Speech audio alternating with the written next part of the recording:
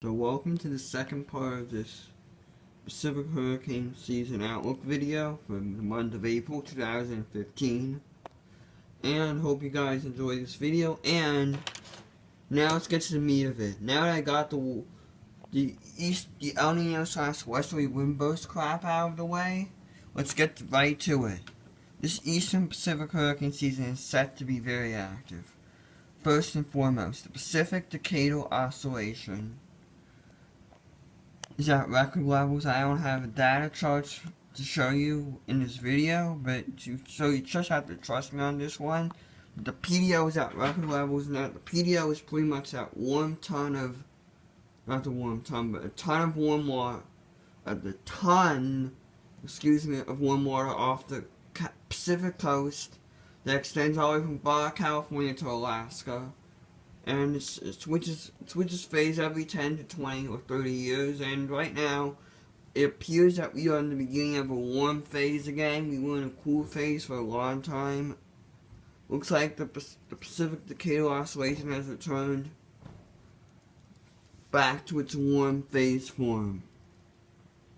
Now, in addition, the QBQ, which is basically it's a little bit complicated for me to explain, but basically, a negative QBQ is good for stronger systems in the East Pacific. We had a very negative QBQ pattern last year.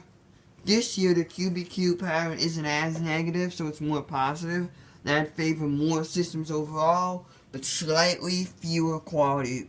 Only slightly, because I still think we're pretty destined to get several intense hurricanes this season due to the fact we do have an El Nino event going on.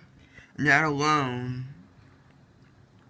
I think, is pretty vital for an active hurricane season in the East Pacific.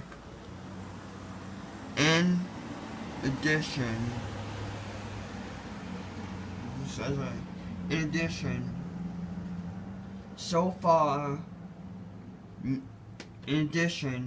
sea surface temperatures are at record levels at this point.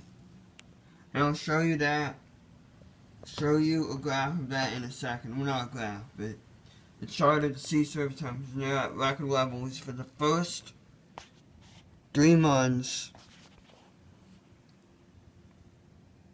For the months of January, February, and March, they're the highest levels ever recorded.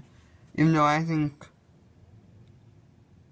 the highest sea surface temperature levels ever recorded, with the exception.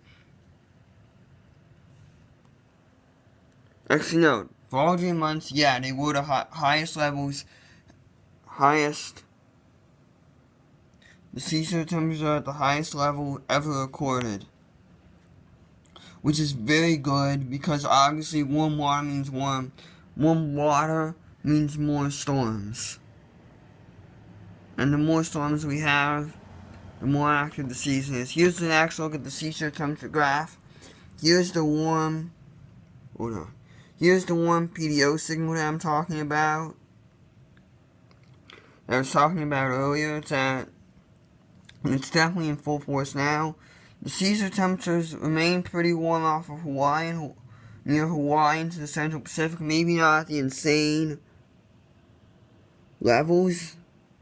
Overall, it's still relatively warm. I mean, these sea surface temperatures are pretty ridiculous, around 3 degrees above normal. The sea surface temperatures off the California coast are not as, they're only slightly above normal, but they're still above normal nevertheless. In addition, you have a pool of warm water. In addition, we also have a pool of warm water in the Gulf of Mexico, so it'll be interesting to see how, if anything, this could affect this year in the East Pacific. I'll kind of cover that later. And in addition, there is this cool pool, so that's of waters northwest of Hawaii. That is slightly concerning, but at this point it is very early. And overall, storms don't pass through this area very much. I mean, this could protect Hawaii a little bit, because I think overall this year, especially if the sea surface temperature anomalies lift a little bit, lift a little bit, and it's still above normal in this part of the world, but if they lift a little bit like they did at this time, started doing it at this time last year, I think Hawaii could be in deep trouble. So I urge all Hawaiians to monitor the season very carefully, because even if the sea surface temperatures stay as they are, normally the sea surface temperature in this part of the world, and the sea surface and the wind shear in this area is generally cooler. But right now we have abnormally warm water temperatures and presumably abnormally low wind shear, and that would favor a tropical cyclone being more likely to make it to Hawaii. We saw this last year with Hurricane Iselle, and I can easily see an Iselle repeat if the sea surface temperatures keep up, and especially if the sea surface temperatures warming. So they warming, and it was like 28 to 27 degree waters surrounding the Hawaiian Islands, which is still relatively overdue for a hit, especially given the fact that climate pattern-wise this decade is very similar to 1950s, which had a lot of Hawaiian hits. Therefore, Hawaii all of a sudden, which is still a relatively rare place for tropical cyclones to hit, is all of a sudden in the bullseye for tropical cyclones once again. Bullseye. And you saw what happens when you get a pool of normally warm water. You saw it last year with Hurricane Odile. And you saw what happened to Cabo San Lucas then. In addition, let's take a look at some of the patterns we've been seeing. So here's the, what is this? This is another look at the sea surface temperatures. You can see this is a little bit more pronounced. Once again, showing the warm PDO. You honestly don't know why I'm showing you this, but whatever. Then here is a look at the years where the PDO is greater than 1 degree above normal. And at this end and just to clarify, the PDO is at record levels. However, you will notice some interesting differences between all the years that PDO is above 1 degree and 2015. Because you see the sea surface temperature pool here is a little bit closer to the coast, while in 2015 it's a little bit further west. I don't know if it's that significant or not. In addition, the sea surface temperature pool is a little bit more widespread. And overall, a little bit, no, it's not really strong, but the sea surface temperature pool here is a little bit more widespread. You also have the El Niños developing down here, and we have that to some extent, though, at least for a while earlier this year, the waters off this part of the world were pretty cool, even though they've recently flipped due to the reasons I've mentioned in the first part of this video. In addition, on another note, here's all the active Pacific hurricane seasons.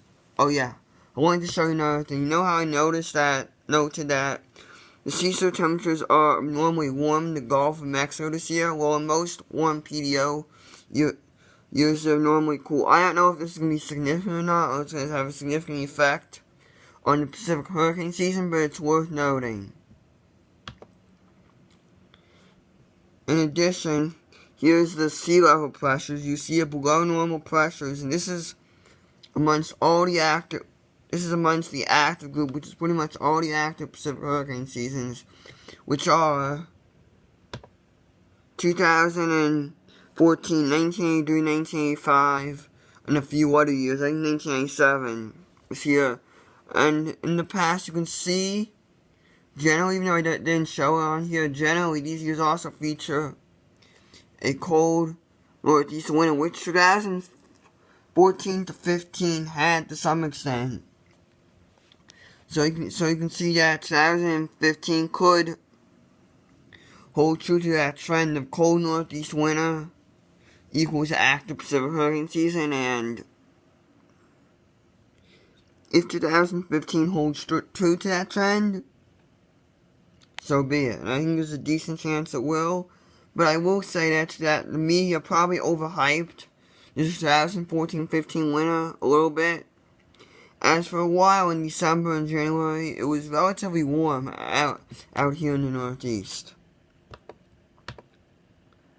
And now, by comparison, here's 2015. Here's the sea level pressures in the months February and March. You see that same kind of setup, however, you see this above normal pressure, possibly associated with the very warm PDO among the Gulf of Alaska area. And you still see some higher normal pressures across most of the world, though. You can see the NAO region located over here, and you see the lower than normal pressures near Greenland. Still pretty interesting and worth noting. I don't think its effect is likely to be significant. In addition, the two most factors we look at most when it comes to forecasting the hurricane season are vertical instability and wind shear. Vertical instability is above normal. That would favor stronger systems. That's going to be something to know. And then they're going to contradict the forecast I predict that I'll mention in a few minutes. It's worth noting that this season could have more hurricanes and major hurricanes, could easily have more hurricanes and major hurricanes if this vertical instability keeps it up, and I'm not sure it will, but it's just worth pointing out. In addition, wind shear has been running for the most part below normal, sparked above normal during stretches where there's a Pacific cold front and whatnot. Like now, it's like allergy season in spring. You've got a couple cold fronts moved through across the stormy North Pacific, and that's caused a spike in wind shear across the northeastern Pacific. But overall, it was below 20 knots basin-wide about a couple weeks ago, which is phenomenal for mid-March. That is phenomenal. I think that's a sign that we could very well have an active season. It is interesting to note that wind shear is one of the inhibiting factors in 2014, believe it or not. And that partially has to do with Nino 1.2 not being the most cooperative, but that has changed dramatically over the past week or so. So I expect that if we can get a year below wind shear, and that's the biggest X factor of the season, we could easily have one of the most active seasons on record, if not the most active season on record. Just because the sea surface temperatures are check, PDO check, vertical instability looks good enough, and wind shear is going to be the final question mark. Even if wind shear is not that present, the season could still easily end up like 2014, because wind shear wasn't entirely favorable, and believe it or not, there was above average wind shear for a stretch along the months of September and October, and even early to late July. They were granted during the months of May and June, not the sea surface temperatures, but the wind shear was well below normal, so 2014 was mostly a mixed bag. Now, it's time to release my official 2014 numbers, and I am forecasting 23 named storms, 10 hurricanes, and 5 major hurricanes. That is the most aggressive forecast I've ever issued for Police's Outlook. It is worth noting that confidence is relatively high, but there's uncertainty in how legitimate this PDO, as I already mentioned in this Outlook, how legitimate this one PDO signal actually is, and how cooperative the atmosphere is. There's also, as always, high uncertainty, since we are at the spring barrier, of the strength of the ongoing El Nino event, and whether it will return to neutral or not. There was highly uncertain trade wind pattern in the East Pacific. There's also uncertainties on how much wind shear and to a lesser extent vertical instability could impact this upcoming season. However, in general, all indications are looking very good, and all indications for the most part are supportive of yet another highly active season that could rival 1992, and if we get lucky, and if my forecast verifies, will be one of the most active on record and will surpass 2014 in terms of named storm count. That will wrap up this video. Hope you enjoyed it. Bye.